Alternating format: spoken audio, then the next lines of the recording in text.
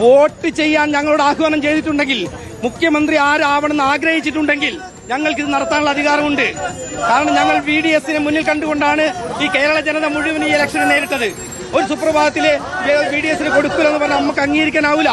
കാരണം കോൺഗ്രസിനെ സ്നേഹിക്കുന്ന ആളുകളാണ് ഞങ്ങള്.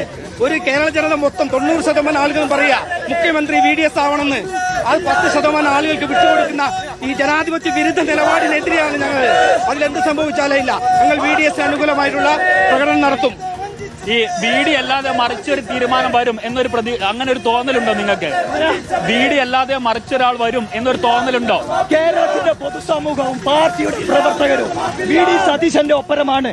10 വർഷം സമരങ്ങൾ, ജയിൽവാസങ്ങൾ, പൊതുജനങ്ങളുടെ ഇടയിലുള്ള വികാരങ്ങൾ എല്ലാം മനസ്സിലാക്കി അനുഭവിച്ച പ്രവർത്തകരാണ് ഞങ്ങൾ. ജയിൽവാസം കിടന്നിട്ടുണ്ട്, ഞങ്ങൾ സമരം നടത്തിയിട്ടുണ്ട്, കേസിലുണ്ട്, എല്ലാ മാർഗത്തിലുണ്ട്. നാളെയും ഈ മൂവർണ്ണ കൊടിയുടെ കീഴിൽ അതിശക്തമായി ഞങ്ങൾ ഉണ്ടായിരിക്കും. ഞങ്ങൾ പൊതുസമൂഹം VD സതീശൻ അനുകൂലമാണ്. ആ അനുകൂലമായ നിലപാടിനെ മറ്റൊരാൾ വന്ന് അട്ടിമറിക്കാൻ സാധാരണ പ്രവർത്തകരായ ഞങ്ങൾ അനുവദിക്കില്ല. കോഴിക്കോട് ഉള്ളേരിയിൽ മാത്രമല്ല, ഇടുക്കി അടിമാലിയിലുമാണ് VD സതീശന് വേണ്ടി ഐക്യദാർഢ്യ ധർണ ഇപ്പോൾ സംഘടിപ്പിക്കുന്നത്. കോൺഗ്രസ് പ്രവർത്തകരും ജനപ്രതിനിധികളും അടക്കം പങ്കെടുക്കുന്നുണ്ട്.